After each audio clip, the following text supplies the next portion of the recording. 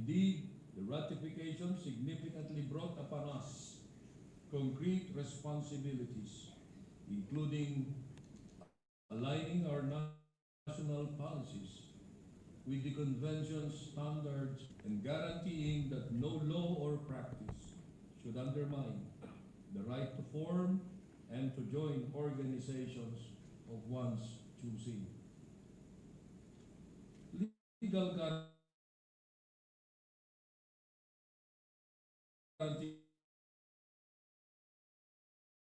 time. The issuance in 2023 by President Ferdinand R. Marcos Jr. of Executive Order Number 23 delivered a decisive response to both the national stakeholders and the global community.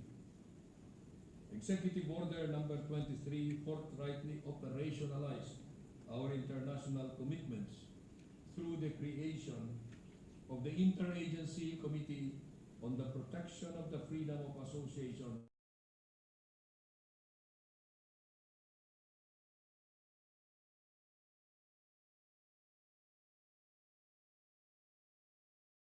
In this way, the government bridged the gap between principle and practice, transformed abstract rights into actual protections that guarantee that every Filipino, regardless of sector, status, or locale, can exercise the freedom to associate, to negotiate the terms of his employment, and to be fully heard on his grievances. Since its first meeting, the committee has convened regularly. I am pleased to report that the committee has made concrete and impactful steps. Among others, it has streamlined investigative procedures as the means to ensure that complaints of violations of workers' rights and interests are handled swiftly and impartially. Has adopted comprehensive guidelines to clearly define the rights and responsibilities of the workers, the employers, and the authorities. It has convened tripartite forums from employers, direct access to the decision makers, and it has forged a partnership with the Commission on Human Rights that would guarantee that sustained attention be focused on unresolved cases as a way to uphold the freedom to associate. Yet, mere protocols and guidelines could not enshrine a culture of respect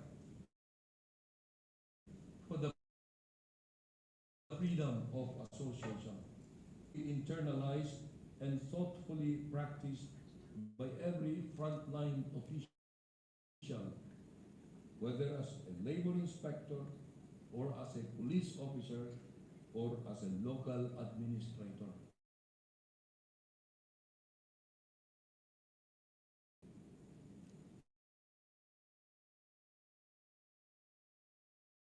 This reality is the core objective of the training to equip all actors with practical tools.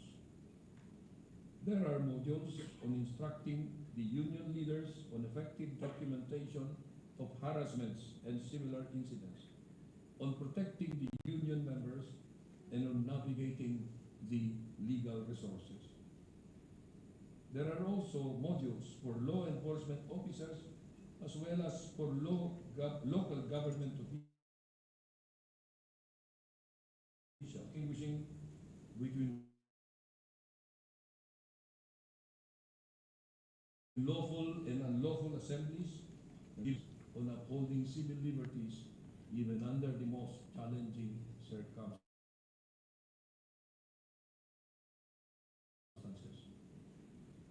At this juncture, the ILO, the Government of Canada, and the European Union, whose technical support, expertise, and solidarity constantly remind us that the protection of the freedom of association transcends borders and remains a global imperative.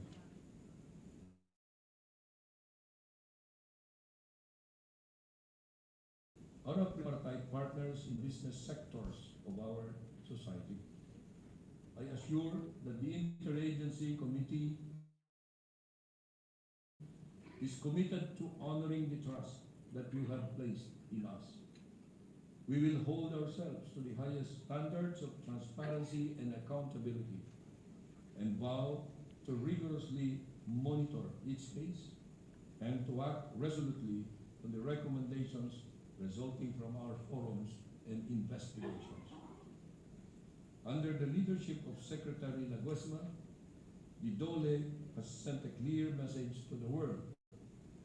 The Philippines stands ready to fulfill its international obligations and commitments. Fairness and human dignity in every realm of governance and enterprise. Within the broader vision of Bagong Pilipinas, footnote. Rather, it should be central to fostering inclusive growth, social cohesion, and lasting peace. When workers and employers engage in open dialogue, rooted in mutual respect and equality, they cultivate stability, drive productivity, and uplift entire communities.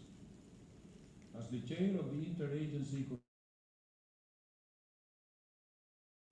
Committee, support of the President for this training program and for all measures that protect and promote freedom of expression.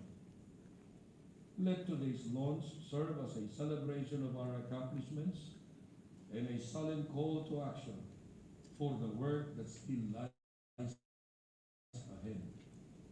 The path forward will test our perseverance, demand genuine collaboration, and require unyielding resolve. But we must still press forward with confidence because we should understand that the dignity of every Filipino and the vitality of our democracy rests on our shared commitment and collective success. Thank you. Mabuhay ang manggagawang Pilipino.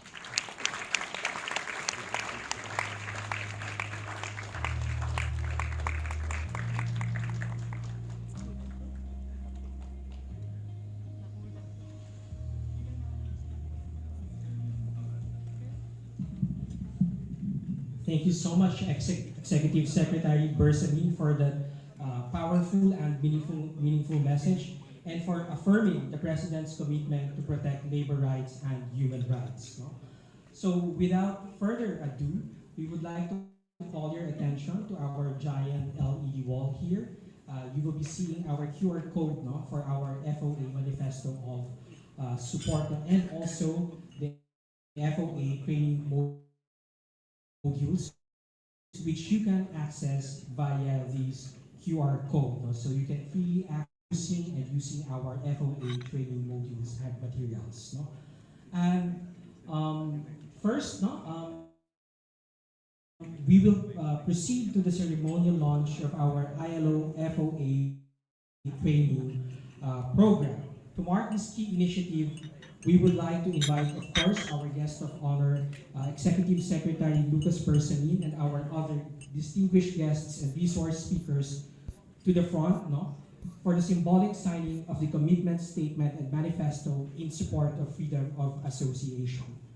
After reading the commitment statement, we would also like to invite our distinguished guests, no, to stay put, no, for the photo op, and later we will have the group photo with the rest of our participants. No?